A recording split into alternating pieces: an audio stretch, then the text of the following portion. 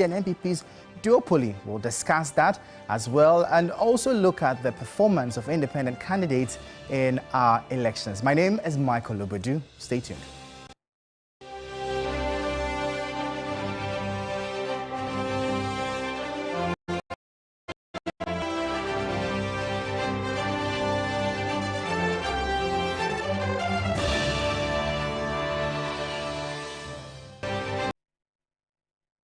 You're still watching Election360 here on TV3. We'll bring you some nuggets before we go into the nitty-gritty of the show, and that the focus is on sport ballots.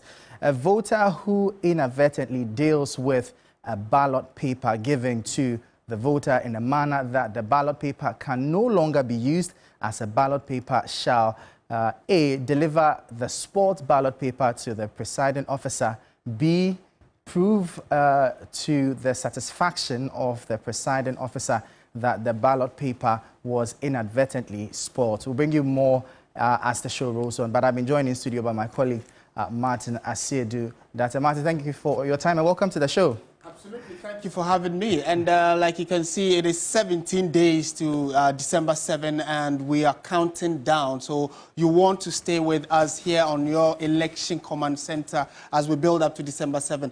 And so we are just barely 2 weeks to the show, and you started by talking about election nuggets. And the nuggets primarily is to get people to know what the law says governing our entire politics, etc. And today the focus specifically is on the concern about spoiled ballot papers, what we define as spoiled ballot papers and what the law says about it.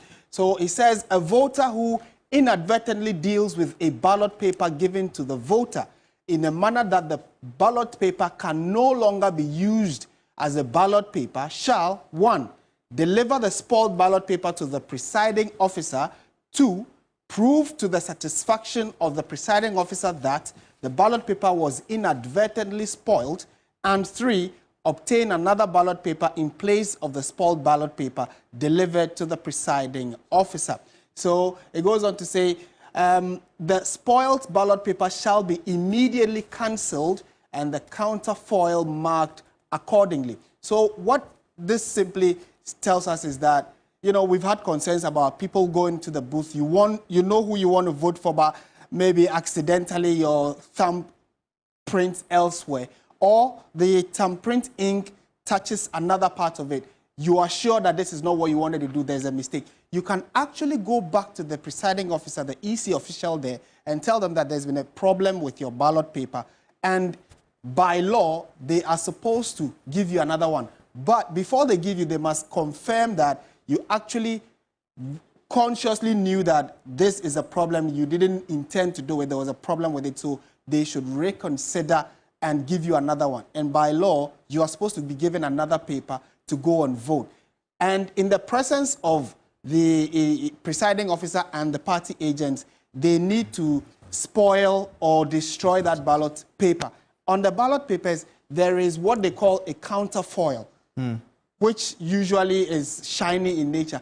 That must be destroyed so that everybody knows that you cannot add this paper to the pile that will be counted as, you know, the certified votes of the day. So this is just by way of knowledge. You should know about it. It's Regulation 35(1) of the Public Elections Regulation. Also, at least at the end of the day, if your ballot is spoiled, it doesn't mean the end of the day for your election. Yeah. So those were election nuggets. But to the subject matter, Martin will be staying with us throughout the show. But then to one of our major headlines for today, the full inclusion of women in Ghana's political leadership is making notable progress. Yet the pursuit is an ongoing challenge. Safwa Boahene delves into the status of women in Ghana's elections since the country's first post-independence election in 1956, key milestones, persistent challenges, and the path forward.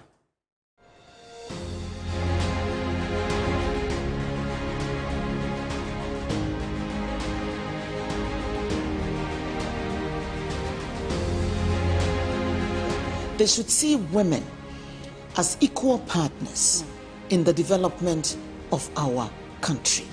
Partners. We're not competing with them.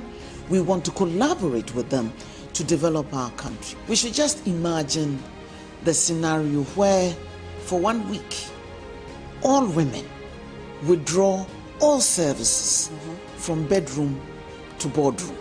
Though Ghana has made many strides in its democratic journey, true gender representation is still a challenge. One of the earliest attempts at getting women to participate in an independent Ghana's democracy was in 1960. Just barely 3 years into the country's new life as an independent nation, 10 special seats in the National Assembly were dedicated to women to foster parliamentary experience. But that will soon leave the hands of females, who even at the time were the majority of almost 7 million population.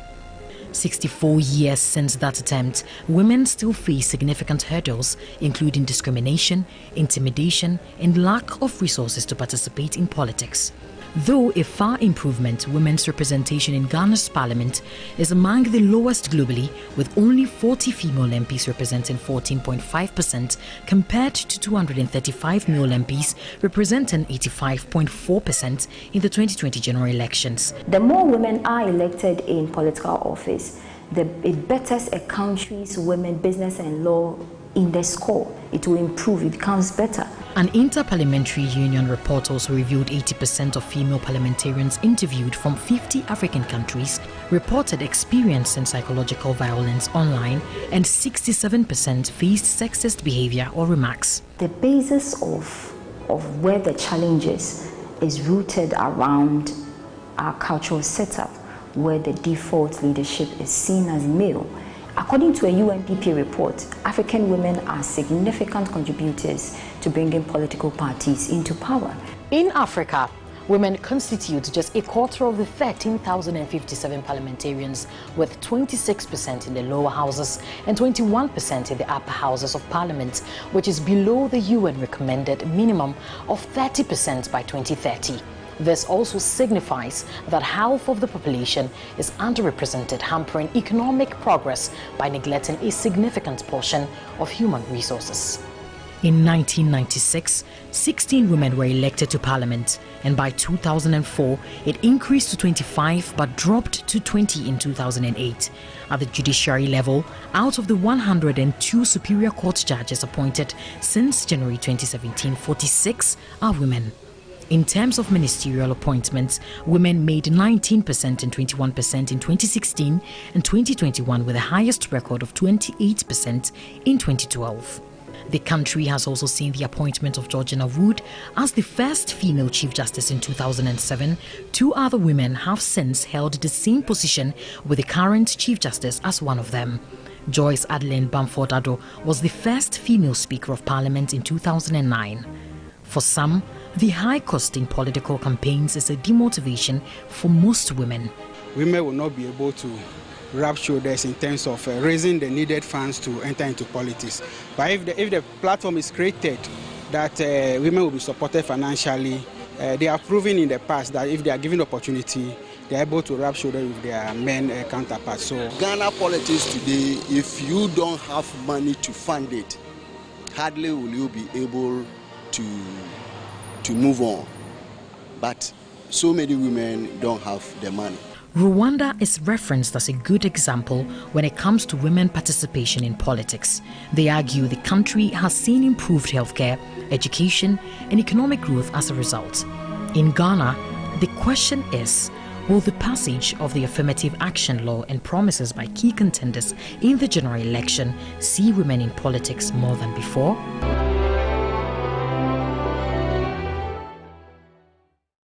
So basically, that report is about how women have fared within the political space in the country over the last couple of years. I still have in studio Martin Asiedudate, and we've been joined by Ebenezer Nyakon, our in-house data analyst. Thank you so much for your time. Martin, if you look at the numbers, first of all, come to you. You've seen that between 1992 and now, we have been able to more than double the number of women in parliament. Good enough? There's still a lot of room for improvement, considering the numbers that we have seen over the last few years of our election cycles. And we'll take our viewers through some of the specific numbers where, for instance, since 92 up until now, we've had in excess of 100 and over men. In fact, more in the current parliament, we have well over 200 men, but fewer women. And it tells you that a lot more action and campaigns and activation needs to go on if we want to increase female participation. Across the world, in countries where we have women in high positions or decision-making positions, we can actually tell on the face of it that there seems to be some action, decisive actions and deliverables that people can see. So it is high time Ghana also has women or gets women actively in decision-making positions. And it is even worse when you go to local level elections. But on the national level elections, this is how the numbers look like. From 92 up until 2000, comparatively, it is only in 2020, I should say, that we have the most women in parliament. And I'm sure Eben also joining us can help us understand the numbers, the workings that go into this. The male faction have dominated over time. The only time we saw a steady rise was from 92 up until 2004. Then it declined again. And then from 2012 up until 2020, we've seen that again, it is still marginal. We are hoping that the current election that we are going into 2024, December 7, we will be able to hover above 40 to have more women in parliament. I don't know what Ben has to say about this, the current numbers that we have. Yes, we seem to have made some progress, but you can see that we started at 16, we are now at 40. I mean, we are making progress, but it is not really at the pace that you want it. Right. So, I mean, in percentages, we can talk about 8% in 1992, and then currently we are at 14.55%. What I think is that looking at the percentage of women or the ratio in Ghana, I think 14% is still way below. It's low. I mean, something in the range of at least 20-25, you can say that we are making progress. But I think the 14%, even though there is a slight improvement each election cycle, I think we really have to work on the numbers at around 25. I think we'll target that. Yes. 25 is quite interesting. But then just to ask, I don't know, you play a lot with the data, but what has been the success rate of, for instance, women contesting and winning? Because we know that this year we are expecting about over 100 women to contest. Yes. Hopefully, if the success rate is high, then maybe we are getting more than 40. But what do you think? Look, surprisingly, there is a correlation between female contestants and then the number of female MPs who end up in parliament. Okay. If you look at the 2020 data, approximately 14% of the aspirants were female. Okay. Okay. It ended up that the final results of female MPs that were elected also came to the same percentage of 14%. Okay. In 2024, for those who have filed to contest, you can see that the same ratio which pertained in 2020 is still what we have in 2024. So in percentage terms, there is not that much increase even at the registration level. Yeah. So that is where the problem is. So the problem has to be tackled from the registration level, where aspirants feel confident, more women feel confident to register, to file, and to contest for MPship. If that part is not solved, we're still going to hover around the 14% that we are looking at. So indirectly, what he's saying is that if you look at the fact that we have 40 women in parliament, it means that comparatively, in terms of percentages, we only have about 14% increase from 92 up until now. Just about 14% increase in terms of those who have, the women who've been able to go through the process and ending up in parliament. And those who have registered for this year's election is just about 14% of the total applicants for parliamentary positions. So we have 801 people filing to contest to go to parliament. Out of that number, 683 are men. That's 85% of the total registrants or candidates are men, and just about the same 14%. So the argument he's making is that if we're able to increase the percentage to say 20%, it has a correlation, direct correlation to the number of women who can end up in parliament. But a lot more work needs to be done also by the political parties. Exactly. Because these women actually go on the back of political parties. And unfortunately, the data we currently have indicates that we actually do not even have one female independent candidate. So technically, a lot has to come from the parties. What do the parties have in terms of their own planning to empower more women to go into political positions. The argument has been made that the parties should consider their strongholds.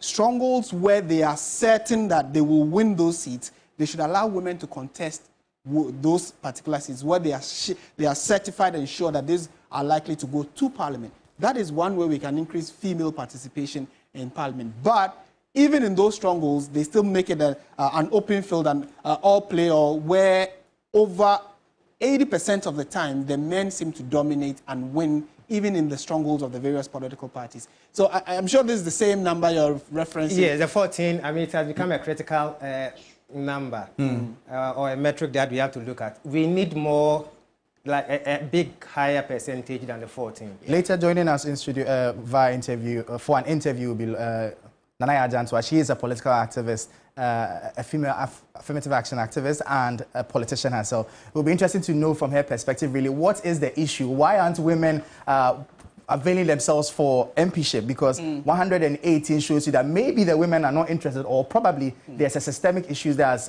hindering them from getting into the space. So it will be very interesting to get her perspective on that. But back to you, Eben. So from 118 and still on the 14% margin that you're talking about, it looks like we should still be expecting just about 40 again, or? No, there could be some improvement here and there. Okay. But what I want to say is that let us break it down along party lines. Okay. Since 2000, I think we have to commend the NPP in respect of female MPs. The NDC has never outperformed the NPP for like 2 decades. Wow. Their best has always been to be at par with them.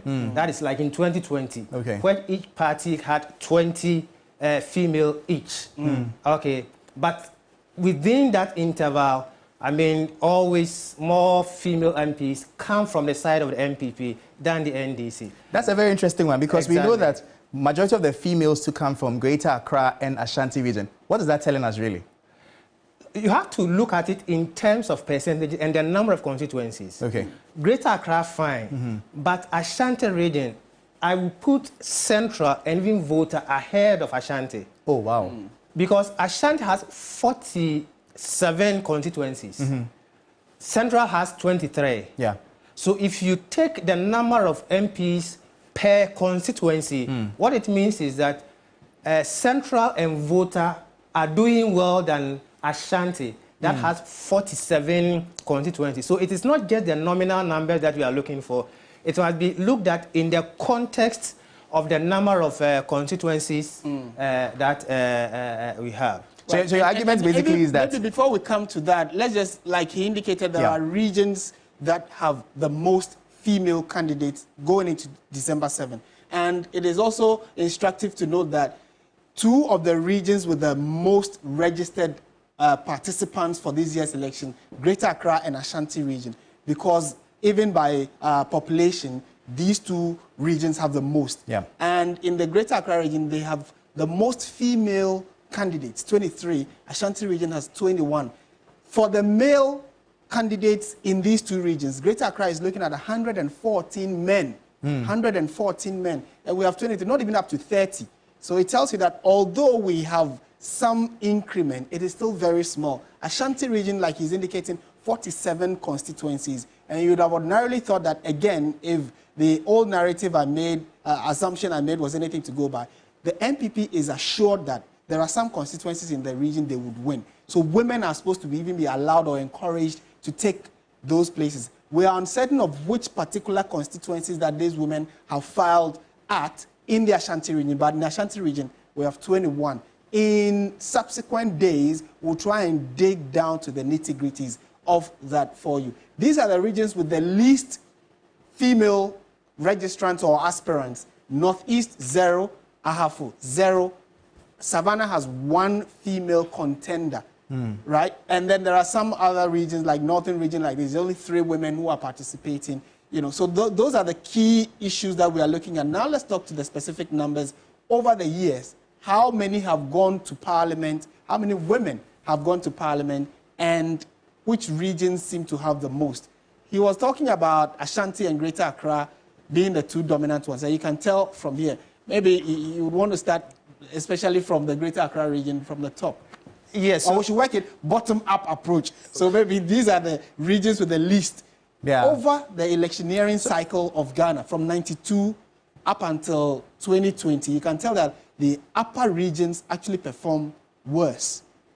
Do you get the point? So Upper West region, over the years, since 92, they've only had 3 women in parliament. Only 3. And we are talking about an election cycle of about 9 different election cycles, only 3 female representation. You come to the Upper East region, they have about 8. The current parliament naturally has the most women. We have 40 women in parliament, 20 MPP, 20 NDC. But if you dig deeper, then you can tell that these are the regions, this is the regional breakdown of the women that we currently have in parliament. We also have the northern, Bono, all inching up gradually. So this is just chronologically to tell you how the regions have performed. And it also naturally tends to come from the fact that those regions have the most numbers in terms of registered voters and people who are actively participating in Ghana's politics as well. Yeah, so in terms of percentage, as I was saying, you look at Ashanti like 2020, 5 female MPs from that region. Central has 6, Volta has 5. So if you rescale the numbers in terms of percentages, and if you weight it by constituencies, you realize that Central and Volta are really doing well in terms of the promotion of female MPs in Parliament. Ashanti, looking at their number of constituencies, at least something in the range of 10. Around 10 would have been a bit okay, but they do mostly, they have not gone beyond 5 in any election cycle, you can see. But when you go to Central, they can do 6, 6, 5, so their numbers are quite good. And then you go to Volta, you have 5, 5, so they're also holding their own.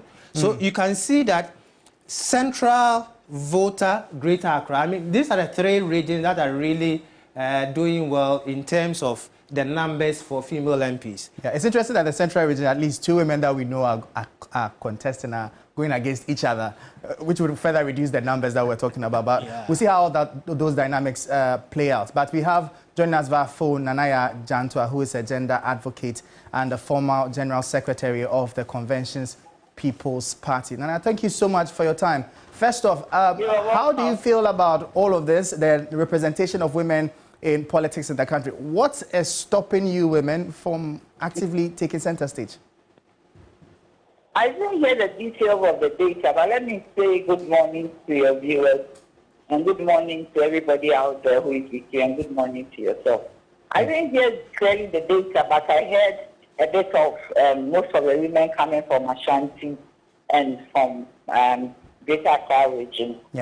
And I heard a bit about Volta region in terms of nominal numbers. I mean, whoever is in the studio was talking about the fact that even though Volta region, there are not a lot of women there, the population, in terms of relating it to the Ashanti, they are more.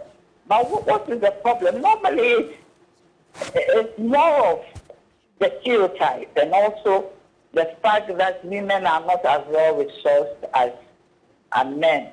And also the fact that the society itself makes it difficult for us to engage, to be part of politics. Even when you are there, the kind of comments that you hear, what people say about you, sometimes it's a bit, unnerving and it's a bit serious. So a family, husbands, wives, it's a bit difficult.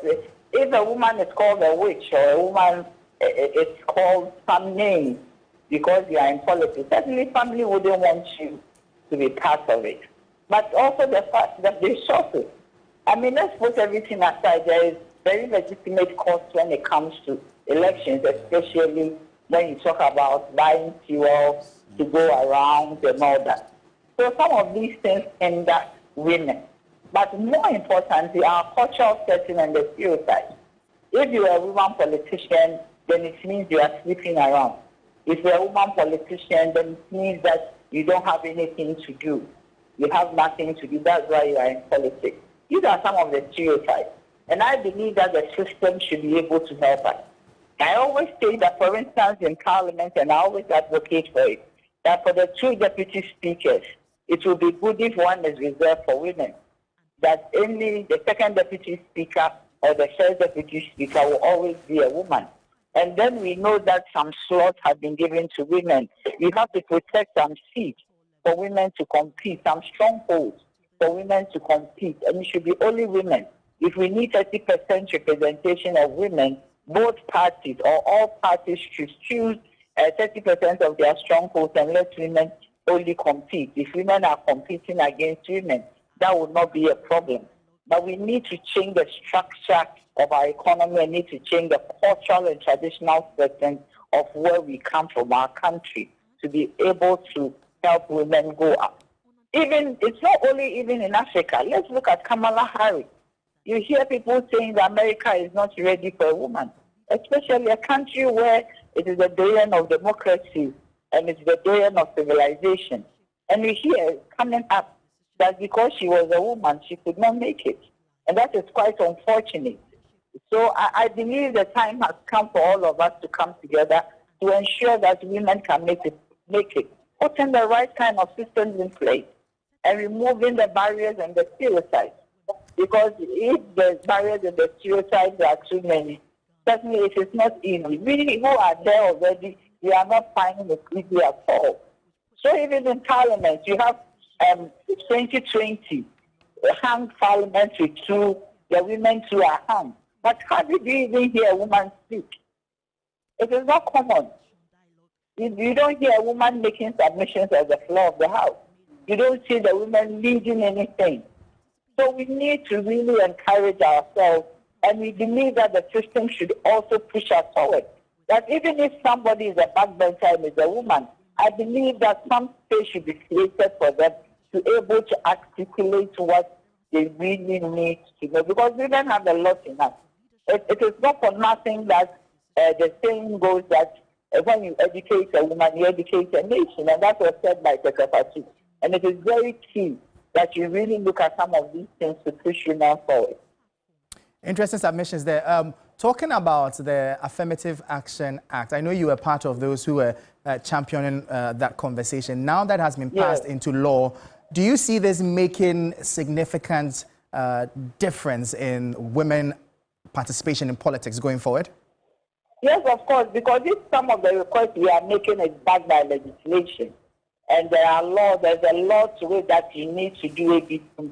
Certainly you are forced to do it. Yes, somebody will say that some of these laws don't work in Ghana. But with the Affirmative Action Bill, I believe that it has to be made very practical. And that is why I am advocating that there should be an Affirmative Action Secretariat in the Women and Gender Ministry, so that it will be operationalized and it will be practicalized, and that a lot of advocacy should be done on it. But as we are speaking about our women, we should also not leave the men behind, because if we are not careful, you also leave the young ones behind and becomes problematic.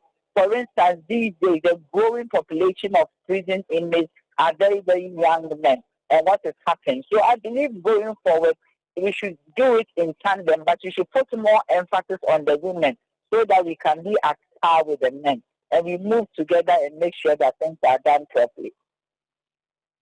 Thank you so much. So that was Nana Yaa-Ajantwa. She is a gender advocate and the former General Secretary of the Convention's People's Party there, bringing us her perspective on how women are faring in the political landscape and how we can better the narrative. Some very interesting submissions there, Martin, but you still have your numbers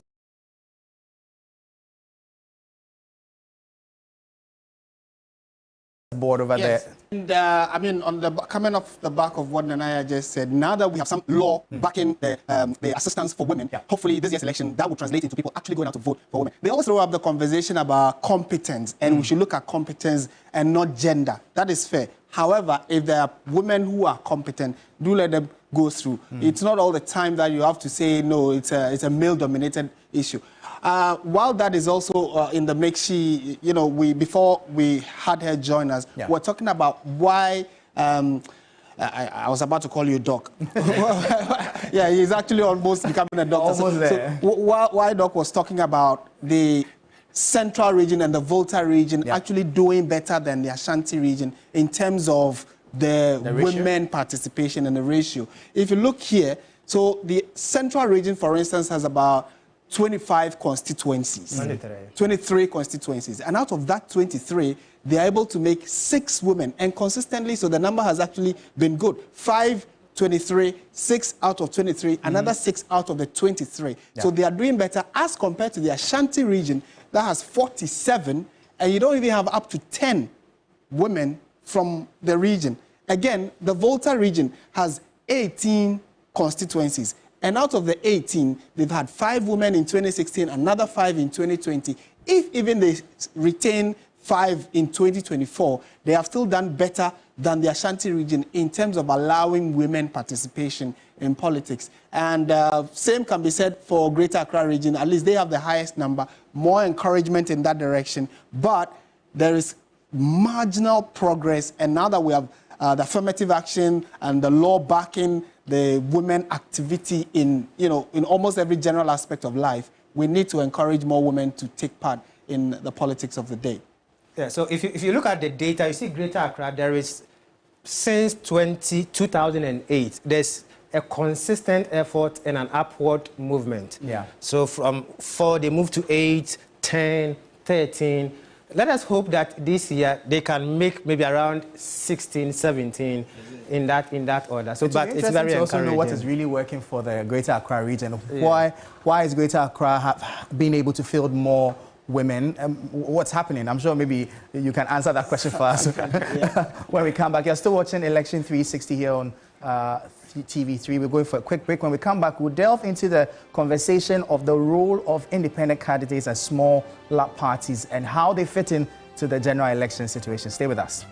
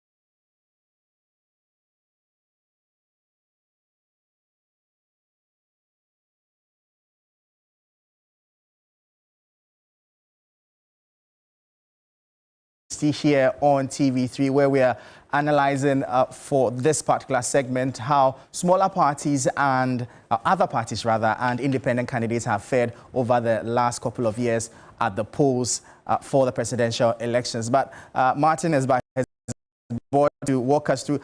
So this is Hilal Liman, right? Yes. What's special about Hilal Liman? Well, so we are raising Hilal Liman not from the dead. We are into our conversation today because it was the first time that we had a smaller party, smaller in quotes, because we know that Ghana's election cycle has always been dominated by the NDC or the NPP. However, in '92, when we first went to the polls, the PNC, the People's National Convention, then led by Dr. Hilal Liman, was the only party, apart from NDC, that polled the most candidates in terms of parliamentary representation. They had 5 seats. Since then, it has been a downward spiral. So we are bringing Hilary Liman as a rep of the People's National Convention. Presidential polls got 6.7%. He didn't win. Certainly, the numbers do not feel. But he's made it to the Hall of Fame. Yes, and coincidentally, his party had the most seats of the smaller parties at the time. In '92, you would also recall that the NPP boycotted the parliamentary election, so they had no representation at all. And the other parties that participated, the PNC had 5, and it is worthy of note. That was the best performance we've had in terms of a party that was not NDC or an MPP, but then had some representation in parliament. Let's look at that slide again. I know ABN has always been strong on the fact that there's a direct correlation between presidential candidates and their parliamentary candidates they fielded. What are you seeing here? Yeah, so, I mean, this is just a reflective of what I've been saying. Okay, so I think we will come there later when it comes to the independent. Okay. Okay, and the other polls and other things. Okay. But what it means is that before, apart from the NPP and the NDC, before you can do well as a smaller party, you need a certain groundswell of parliamentary activities that will propel you in getting that national aggregate number that is significant. If you don't have that, you are not making that impact. Whether you are a smaller party or you are an independent candidate, if you don't have parliamentary ground game, I mean, it's not going to, I mean, your numbers are not going to be that much. So if you look at the trend, for example, in 2004, when Edward Mahama was in, I mean, he did, I think, 1.9 on the ticket of the PNC. And then Papa Kwesi Indum came in on the CPP in 2008. He did 1.34. 2012, he moved to the PPP. He didn't have much of a ground game. So he came in on the swell of his national appeal. What happened? He had 0.5%. So he had to change tactics, go back to 2016, fill a lot of parliamentary candidates across the nation, and he moved back to 0.9. So you can see that now, let's take even GUM in 2020. And the GUM, by the way, is Ghana Union Movement. Yes, I think Andrews or something. Yes. He had about 80, right? 0.8%. Okay, so the smaller parties, apart from, I think, 2008, beyond 2008, no one has had more than 1%. Even those with that massive ground game, no one has crossed 1%. Oh, interesting. Yes. So basically what you're saying is that you can't excel no matter what at the presidential elections if you don't have a substantial amount of parliamentary candidates to help you whip up support from the grassroots. Exactly. Without that, you see that those who had, they were doing 0.9, Papa Kwesi Ndum in 2016, and then 0.8 GUM in 2020. So with that, even that level of groundswell of parliamentary support, you are not doing 1%. But even we've seen Info Analytics put Cheddar at 5% per the polls that they've done. And we know Cheddar is not fielding anybody. He's going as an independent candidate. So I mean, what Global Info Analytics did, and we'll go back to the numbers. This particular one was presidential, and the random question of who would you vote for? And at the top of the mind of many people, Mahama had 53%, Dr. Bawumia had 39%, and Nana Kwame Bediako had 5.2%. This, per the questions that were asked, had nothing to do with whether they had fielded parliamentary candidates or not. But the point is that from what Eben has said, we can't expect anybody to be able to even cross the 1% mark if they are not fielding independent candidates. So that already shoots a hole in this poll. Analytic poll. No, so that's why I'm saying that this was just on the fact of, and it's a poll. And the reference we have made before this was actual activity of elections. So we are referencing 92 up until 2020. So those are elections that have actually happened. So we are referencing that. This is a poll, very randomized poll. And so if they had asked them that if a party has parliamentary representation, would you vote for them? And he gets 5 and above, then we can say that it actually holds true. But this was just of the men on the paper, if you made any random Ghanaian and you ask them who would you vote for, per Global Info Analytics data, they say that this is the result they were able to pull up. If you are referencing this to smaller parties, mind you, he is not even a political party. He's just running as an individual or an independent candidate. So this is just on the face of who would you vote for, random. If we tie it into parliamentary election activities, it's very likely he might not get even up to 1%. Exactly, based on Eben's point that he makes. But to the earlier data we're talking about, this is also those who have gone as independent candidates in time past, in previous elections. In the 2000, so from 92 up until 2008, we've not had any independent candidate. The first time we had an independent candidate in our election was when Kwabena J joined the race as an independent candidate. Look at how much he pulled. In 2008 also, we had Ward Brew, who was actually So these are the active. worst performing other parties? Other parties. Other parties, yes, okay. other parties. And then we had the famous Odike, businessman, Ashanti man, who also got, but he came in the 2012 elections, and his numbers also clearly did not favor him. Even votes he had in the Ashanti region were worse than other regions where he hoped to have participated. Can we stay that on that slide a little? Even so, these are some smaller parties. We are seeing 0.1%, not too good. So, from your data, all of these did not fill parliamentary candidates. Even if those failed, I mean, the number should be significant enough. Okay. So, for example, let's take the 2020 elections. Yeah. Do you know that when you take all the 9 parties, the smaller parties plus the independent candidates, their performance together, it is still less than the percentage that GUM had. Wow. All of them had 0.5%. The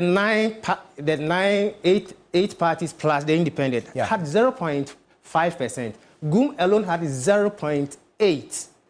So it tells you, because GUM fielded about, I think, almost 80 parliamentary candidates across the country. The rest, I mean, most of them were doing below 30 and 20. So that is where the mechanics of the elections come in. Okay. So now let me touch briefly on the polls. Okay. And what I think is more probable is that because they are independent candidates, the data shows that from 2008, no independent candidate has crossed more than 0.3%. It's even worse. Yes. They've done between 0.07 up to 0.25. Okay. So nobody has even come to 0.5%. Okay. So to the idea that you can make even beyond 1%, okay, the best case scenario for 2024 is that when you combine all the smaller parties and the independent candidates together, the upper limit that I think we will be having is 3%. All of them. That is what is the most probably likely outcome for 2024. Ghana is a very binary state when it comes to elections. You have either MPP or NDC. The middle has shrunk. So if you look at the third party line, it is trending downwards. So that is how... So the hope for these individuals is actually dwindling. We shouldn't expect any better performance. Not much significant. But don't you think times may have changed, looking at the advent of social media, and especially the numbers they are able to rally around? We saw about 200,000 people show up for Alan Chemating. Bediako has also done impressively well in the Ashanti region. You don't think that they can do better? No, just oppose what we have with Papa Kwesi. Okay. Which of these candidates has a more national brand and campaign strategy than when Papa Kwesi came into the scene? None. Can you compare? None. And even Papa Kwesi, what percentage did he get? So let us put everything in context and fix it with the historical records and see whether these numbers can hold over the time horizon. They can at least hope for the best till the polls finally on December 7.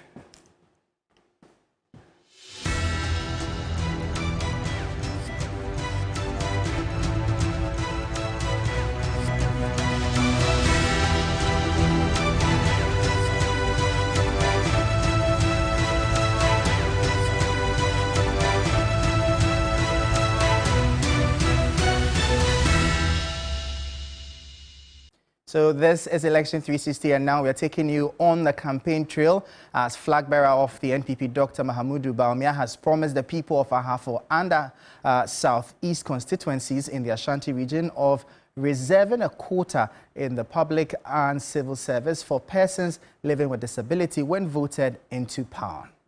Addressing party faithfuls at the Bawumia Connect in the Ahafo and Southeast constituency, the flag bearer also hinted of extending rural electrification in the area. My government would go for tertiary education for free. All persons with disability will be able to attend university training college for free. Now, so in terms of job, all government recruitment, you better reserve a percentage for persons with disability. Now, meaning say, adia muhia more coin say NCC more coin. Mohia rural electrification. Yadi light beko all other places. Telephone network so idea here. Mo funding in Anshemisem. Mon fastiano. Emame. Mon fastiano. Emame. Mon fastiano. Emame. Now to the NDC trail, there is renewed commitment from the NDC flag bearer in his fight against corruption, as John Mahama says he will have the Chief Justice establish a court to go after persons found culpable in the Auditor General's report. John Mahama was speaking in the New Dwabing North constituency. Akwai koko football. Wunye ni ma yam passe mawo. Enti nipa dodo na ahokyere akyekere ye. Se bibi ba na obi awie sika. Wo hwe adia your friend PDS eningwasi bi egu ye America for amayisika say ye fancy ye kan ni asem na sika na ebeboa ECG say na be ya ombenya meter na obi enya ni meter na omwatimi age omusika ya nkasa ye dia sote ye president the Bushia ene nkrofobi kun sa PDS ejuma no ho say wa ene be fa sa shares ye na yete ye. And so now president on your home. Anything your friend clearing agent. If he says so be a bonia, I want to be more. On our casa, all my investigating, no, I can say, oh, Nipa Nanya. And so now a two betra. Afibia, you are by Juma, a friend of Auditor General. Auditor Generally, on a boo a buy home conta into a share, say a bicycle edition on sa. So